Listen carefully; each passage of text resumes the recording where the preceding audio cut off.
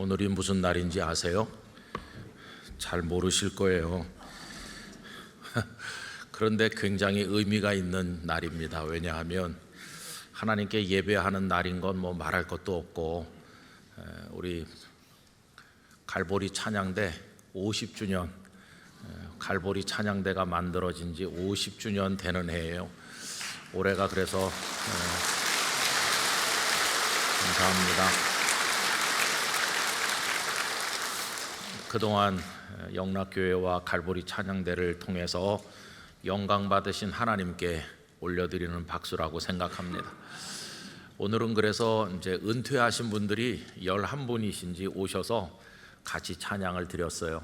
걸어가신 우리 아버지 하나님께서 영광을 받으신 줄로 믿습니다. 오늘 2부 예배 오신 영락교회 성도들, 또 우리 교회를 방문하신 많은 분들, 영상으로 함께하는 모든 분들에게 하나님의 은혜가 충만하시기를 간절히 바랍니다. 오늘은 특별히 기도원 순방 주일이기도 합니다. 여러분, 우리가 열심히 전도해야 되는데 하나님의 말씀이 복음이 그들에게 전해져야 되겠죠.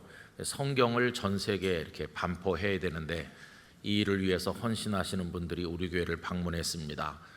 여러분, 이런 기회가 있다는 건 참 귀한 것이에요. 여러분들이 커피 한 잔, 음식 한 그릇 금식하거나 절제하셔서 성서 반포원금을 바쳐주시고 가족들 이름을 생각하면서 드리시고, 그렇게 하면은 정말 생명의 말씀이 전해질 줄로 믿습니다. 그래서 나가실 때 헌금하셔도 되고, 또 준비가 안 된 분을 위해서 우리 영락교회는 참 친절하게도 또 계좌도 주보에 적어드렸으니까 있는 힘껏 하셔서 하나님 영광 나타내길 바라고요. 또 오늘이 우리 기도원 서울 캠프 올해가 60주년 되는 해이기도 해요. 우리 한경직 목사님에 의해서 시작된 거나 마찬가지인데, 우리 영락교회가 성경 반포하는 일에 또 힘써 주시면 감사하겠습니다.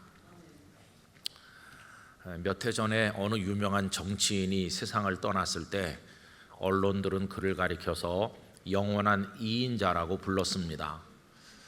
영원한 이인자라는 것은 자신은 1인자가 되지 않았지만은 여러 사람을 1인자의 자리에 서게 했다. 그리고 자신은 그 곁에 늘 있었다. 그런 뜻이겠죠. 그런데 어떤 분이 세례 요한이 영원한 2인자라고 말씀하는 걸 들었어요. 요한을 2인자라고 하면 1인자는 누구실까요? 예수님을 두고 하는 말씀이겠죠. 그 말이 그럴듯하게 보였었는데 나중에 가만히 생각해 보니까 적절하지 않다는 것을 알게 됐습니다. 왜 그러냐 하면 영원한 2인자는 자신이 1인자가 되진 않지만 늘 그 옆에 있거든요. 그 옆에서 그 권력과 영광을 함께 누리는 게 영원한 2인자의 모습 아니겠어요? 그런데 세례 요한에게 그 말이 어울리지 않는다는 이유는 요한은 예수님 곁에 계속 남아 있으면서 그 영광을 같이 누린 사람이 아닙니다. 요한은 예수님을 높이고 자신은 아예 무대 아래로 내려와서 퇴장해 버렸지 그 옆에 계속 있는 분이 아니었어요. 그러니까 요한에게 그 표현을 적용하는 것은 옳지 않다는 생각을 하게 됩니다. 여러분, 세례 요한은 우리가 생각하는 것보다 훨씬 더 사람들에게 충격을 주었고 감동을 준 인물입니다. 그분은 메뚜기와 석청을 먹으면서 사람들이 살지 않는 빈 들에서 약대 털옷을 입고 살아가는 모습 자체가 특이했습니다. 더군다나 인기를 얻으려는 이들은 사람들을 찾아다니게 마련인데 요한은 사람들을 찾아다니지 않았습니다. 그가 빈 들에 머물렀지만 인생의 벽에 부딪힌 사람들, 영혼의 갈증을 느끼는 사람들이 다 요한에게로 찾아왔어요. 심지어는 강포한 군인들도 찾아왔고 수전노라고 할 수 있는 세리들도 와서 그 앞에 무릎을 꿇고 자기들의 죄를 쏟아 놓으면서 탄식하면서 우리가 어떻게 하면 좋겠습니까? 이렇게 했죠. 요한은 그들의 죄를 책망했고 그들이 회개할 때 그들에게 물로 세례를 베풀었습니다. 요한의 명성이 얼마나 대단했는지, 사람들은 수백 년 기다렸던 메시아가 드디어 오셨구나라고 생각할 정도였는데 누가복음 3장 15절에 보면 이렇습니다. 백성들이 바라고 기다림으로 모든 사람들이 요한을 혹 그리스도신가 심중에 생각했다고 되어 있지요. 심지어는 예루살렘에서도 사람들이 와서 물어보기도 했어요. 요한복음 1장 19절입니다. 유대인들이 예루살렘에서 제사장들과 레위인들을 요한에게 보내어 네가 누구냐 물을 때에 요한의 증언이 이러하니라. 혹시 당신이 성경에 예언된 그 메시아이십니까? 이렇게 물어봤을 정도로 요한은 굉장했어요. 자, 그런데 어느 날 요한은 사람들이 이해할 수 없는 아주 특별한 행동을 했습니다. 그게 뭐냐 하면 제자들을 예수님께로 보낸 것이었어요. 여러분, 사람들의 인기 한복판에 있는 이들은 대개가 다 더 많은 사람들이 자신에게 몰려오고 자신을 추앙해 주기를 바라는 게 일반적인데 요한은 반대였습니다. 자신의 제자들을 예수님께로 보낸 것이죠. 여러분, 오늘 본문 35절로 37절을 보십시오. 또 이튿날 요한이 자기 제자 중 두 사람과 함께 섰다가 예수께서 거니심을 보고 말하되 보라 하나님의 어린 양이로다. 두 제자가 그의 말을 듣고 예수를 따르거늘이라고 돼 있죠. 풀어서 말씀드리면 이런 뜻입니다. 저분을 봐라. 저분이야말로 하나님의 어린 양이 아니시냐. 이제 나를 따르지 말고 저분에게로 가라. 나는 저분에 비하면 아무것도 아니니 저분을 따라가거라. 이렇게 제자들을 등 떠밀어서 예수님께로 보낸 것이었어요. 이 두 제자 중에 한 사람이 안드레죠. 안드레. 여러분이 안드레가 요한의 말을 들었을 때 보일 수 있는 반응이 몇 가지 있습니다. 첫째는 바로 예수님께 가는 게 있고, 또 하나는 가지 않겠다면서 요한 곁에 남는 방법이 있고, 또 하나는 예수님이 어떤 분이신지 조금 탐색을 한 이후에 결정하는 방법이 있죠. 안드레가 선택한 것은 세 번째였다고 생각이 됩니다. 일단은 안드레는 그 다른 제자와 함께 예수님께로 갔어요. 방금 읽은 37절에 두 제자가 그의 말을 듣고 예수를 따르거늘이라고 했잖아요. 일단 예수님께 갔어요. 그런데 의미 있는 대화는 38절 이후죠. 38절을 먼저 보시면 이렇습니다. 예수께서 돌이켜 그 따르는 것을 보시고 물어 이르시되 무엇을 구하느냐 이르되 랍비여 어디 계시오니까 하니 랍비는 번역하면 선생이라. 두 사람이 따라오니까 예수님께서 물어보셨어요. 나한테 뭘 원하느냐고, 무엇을 구하느냐. 그런데 여러분, 이런 질문을 받으면 사람들은 대개 어떤 대답을 할까요? 이분이 굉장하신 분이니까 내가 평소에 가지고 싶은 거, 이루고 싶은 거, 그걸 대개가 말씀드릴 것 같은데 이 안드레의 대답은 아주 독특했어요. 무엇을 원한다고 대답한 게 아니라 어디 계시오니까 이렇게 물어봤습니다. 여러분, 어디 계시오니까 라고 하는 이 안드레의 말 속에는 이런 뜻이 들어있는 거죠. 예수 선생님, 저희들은 저 세례 요한의 제자입니다. 그런데 우리 스승께서 저희들을 이제부터 당신을 따라가라 이렇게 하셔서 우리가 왔는데 어디 계십니까?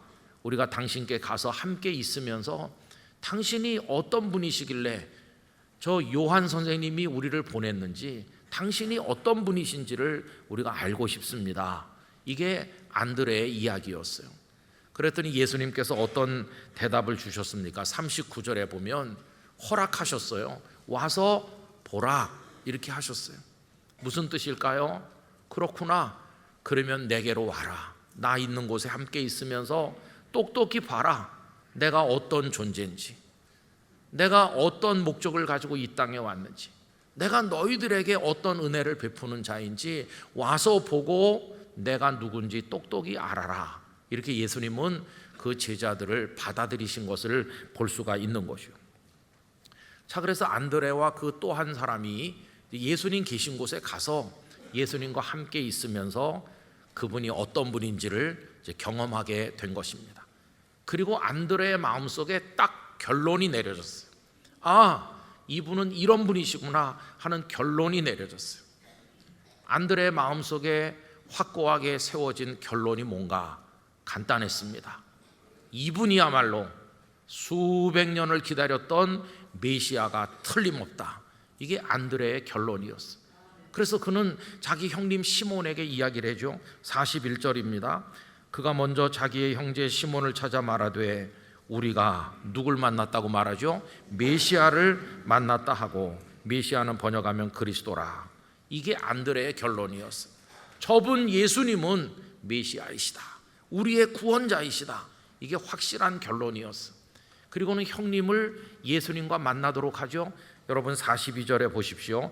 데리고 예수께로 오니 예수께서 보시고 이르시되 네가 요한의 아들 시몬이니 장차 게바라 하리라 하시니라. 게바는 번역하면 베드로라.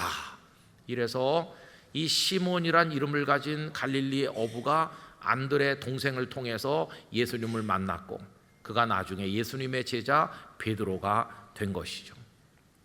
자, 여러분, 이제 이런 내용을 오늘 본문에서 우리가 읽으면서 이제 생각해 봐야 될 게 있어요. 왜 요한은 자신의 제자들을 예수님께로 보냈을까 하는 것입니다. 다 자기 제자로 삼아야 될 것 같은데 왜 그 제자들을 등 떠밀어서 예수님께로 가라 이렇게 했을까 하는 겁니다. 여러분, 왜 그랬을까요? 그 대답이 아주 간단합니다. 그것은 요한 자신은 메시아가 아니고 예수님이 메시아라는 걸 요한이 알았기 때문이에요. 그러니 이들이 아무리 자신을 따라다녀봤자 해줄 수 있는 게 아무것도 없지만 내 사랑하는 사람들이 예수님께 가면 그들이 영원한 진리를 얻고 영생으로 들어갈 수 있다는 걸 요한이 알았기 때문에, 그래서 제자들을 예수님께로 보낸 것이에요. 여러분, 요한은 이 세상에 예수님을 증언하기 위해서 보냄받은 사람이었어요. 그는 예수님이 어떤 분이신지를 알고 있었고 그걸 제자들에게 전해준 것이고 사람들에게 증언하였습니다. 오늘 본문의 앞부분은 예수님에 대한 요한의 증언들이 정리되어 있죠. 그는 뭐라고 예수님을 세상에 소개했을까요? 29절 말씀을 먼저 보시면 세상 죄를 지고 가는 하나님의 어린 양이라고 얘기합니다. 같이 읽어보실까요? 이튿날 요한이 예수께서 자기에게 나오심을 보고 이르되 보라, 세상 죄를 지고 가는 하나님의 어린 양이로다. 아멘. 이 소개는 참 특별한 거예요. 왜냐하면 이 세상에는 이분으로 말씀드리자면 대단한 학자이십니다. 이분에게 아는 게 많기 때문에 우리 배울 게 많을 겁니다. 이분은 굉장한 군 지도자이십니다. 이분은 전쟁의 경험이 많으세요. 뭐 이런 소개는 그동안 많았지만 죄를 짊어지고 가는 분입니다. 이런 소개는 그 이전엔 없었어요. 그러니까 이 소개가 얼마나 독특하다는 걸 알 수 있어요. 더군다나 죄를 지고 가시는데 한두 사람의 죄를 짊어진 게 아니라 세상의 모든 죄를 짊어지신 분이시고 사람들이 준비한 속죄 제물이 아니고 하나님께서 직접 준비하신 하나님의 어린 양이시라고 이렇게 예수님을 증언했습니다. 두 번째, 요한의 예수님에 대한 증언은 가장 먼저 계신 분이시다 하는 겁니다. 여러분 30절 말씀 읽어보실까요? 내가 전에 말하기를 내 뒤에 오는 사람이 있는데 나보다 앞선 것은 그가 나보다 먼저 계심이라 한 것이 이 사람을 가리킴이라. 아멘. 여러분, 사람들 앞에 등장한 것은 예수님과 요한 중에 누가 먼저였죠? 요한이 먼저였죠. 요한은 태어나기도 6달 먼저 태어났고 사람들 앞에 먼저 등장해서 무대에 올랐어요. 예수님이 좀 늦어요. 그러나 존재로 말하자면 예수님은 세상 모든 만물보다 그 어떤 사람보다 제일 먼저 계신 분이시다 하는 얘기를 하는 겁니다. 여러분, 예수님은 누구이십니까? 온 세상의 창조주 하나님 그분 자신이십니다. 그분께서 창조하시기 전에는 만물도 없었고 사람도 없었습니다. 아무리 광대한 우주 만물도 주님보다 나중입니다. 아무리 위대한 인물이 있다고 해도 그건 주님보다 나중이지 주님이 가장 먼저 계신 분이셔서 우리는 그분을 가리켜 말하기를 영원부터 영원까지 계신 분이라고 말하죠. 지금 요한은 그걸 이야기하는 겁니다. 세 번째로 요한의 증언은 예수님은 성령님이 함께 하시고 성령으로 세례 주시는 분이시다. 이게 세 번째 증언이죠. 32절 33절 읽읍시다. 요한이 또 증언하여 이르되 내가 보매 성령이 비둘기같이 하늘로부터 내려와서 그의 위에 머물렀더라. 나도 그를 알지 못하였으나 나를 보내어 물로 세례를 베풀라 하신 그이가 나에게 말씀하시되 성령이 내려서 누구 위에든지 머무는 것을 보거든 그가 곧 성령으로 세례를 베푸는 이인 줄 알라 하셨기에. 아멘. 요단 강가에 요한에게 많은 사람들이 나오는데 어느 날 보니까 낯선 분이 걸어오시는데 금방 알았습니다. 요한의 영의 눈이 열려서 하나님의 성령께서 그 예수님 위에 임하시는 걸 보는 순간, 내가 증언할 분이 바로 저분이시구나, 세상을 구원하실 하나님의 어린 양이 바로 저분이시구나 직감할 수 있었습니다. 그러면서 사람들에게 말했습니다. 저분에게는 성령이 함께 하실 뿐만 아니라 성령으로 세례를 주시는 분이시다. 나 요한에게 많은 사람이 와서 세례를 받지만 내가 주는 세례는 저 요단강에 물로 주는 세례에 불과하지만 저분은 성령으로 세례를 주신다.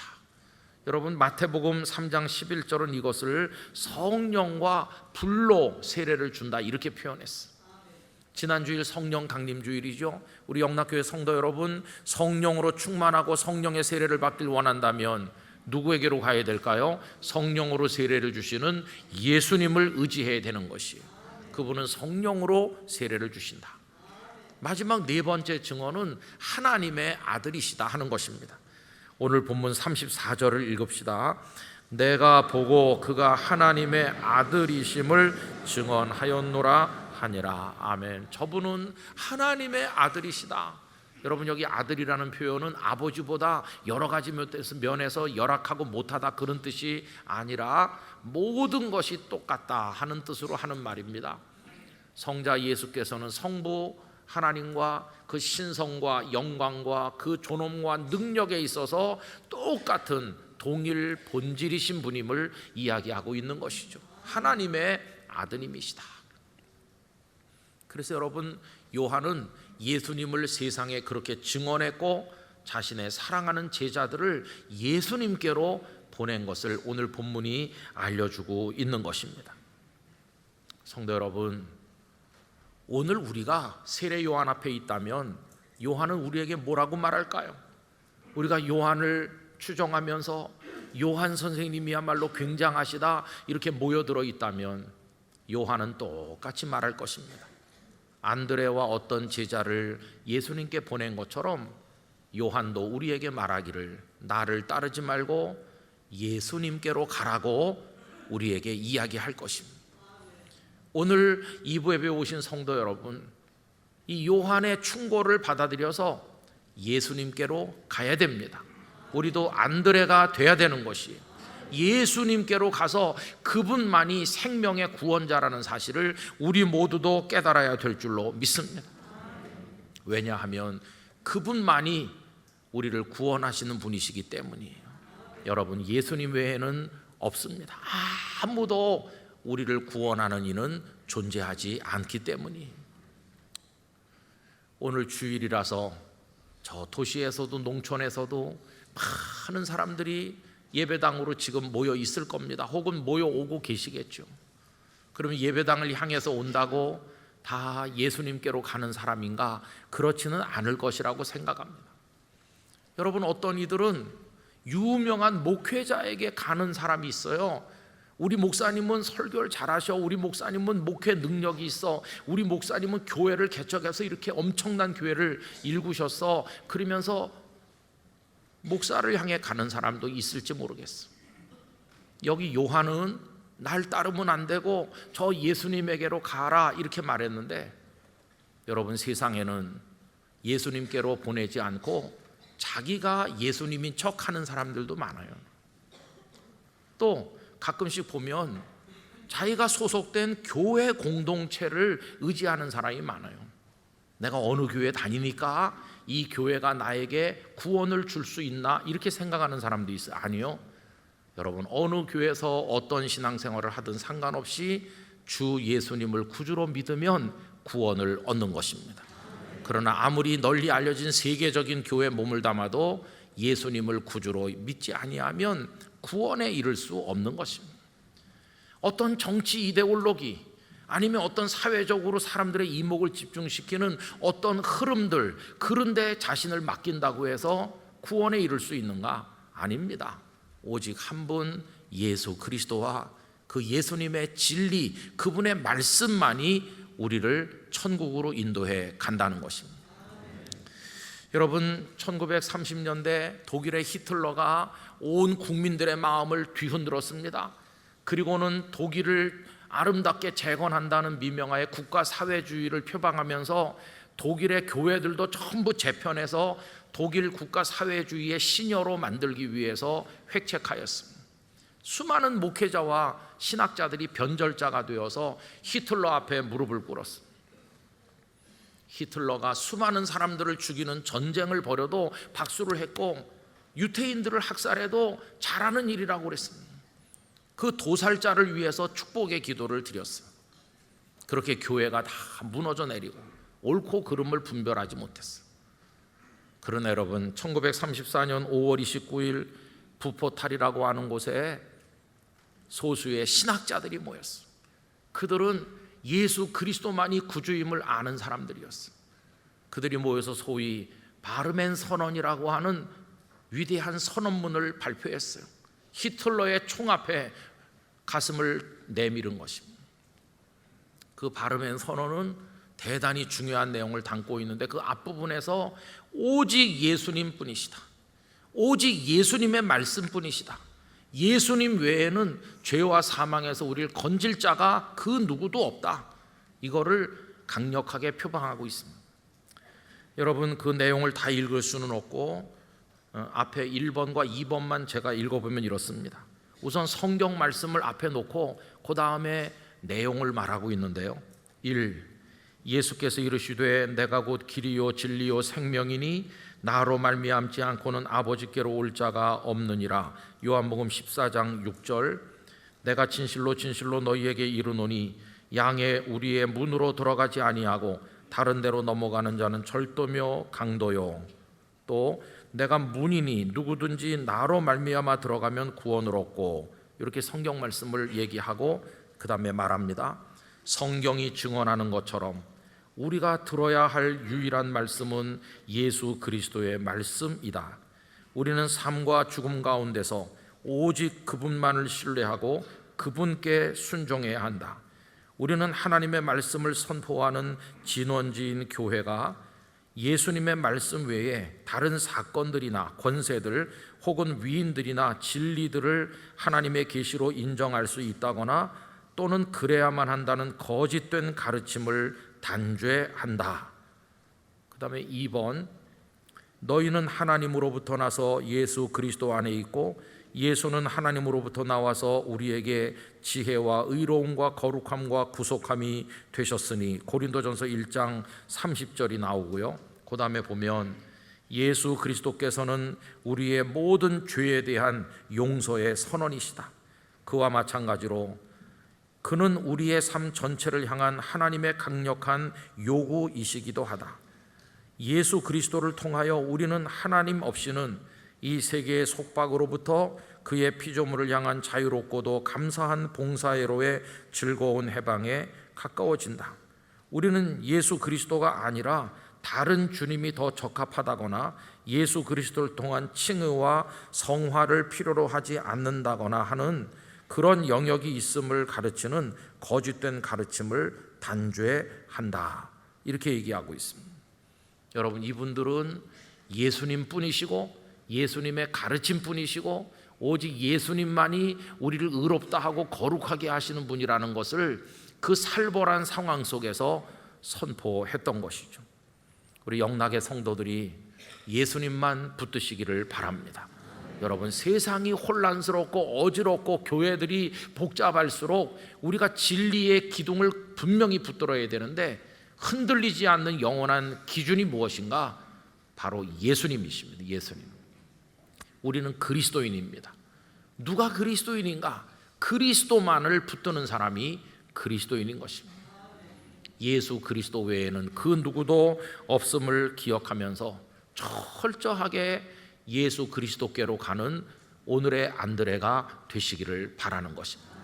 저는 영락교회가 예수 그리스도로 충만한 교회가 되기를 원합니다. 예수님이 머리가 되시고 철저히 모든 성도들이 예수 그리스도께 순종하며 예수님만을 구주로 믿고 그 누구도 다 자기를 부인하는 그런 성도가 돼야 될 것입니다.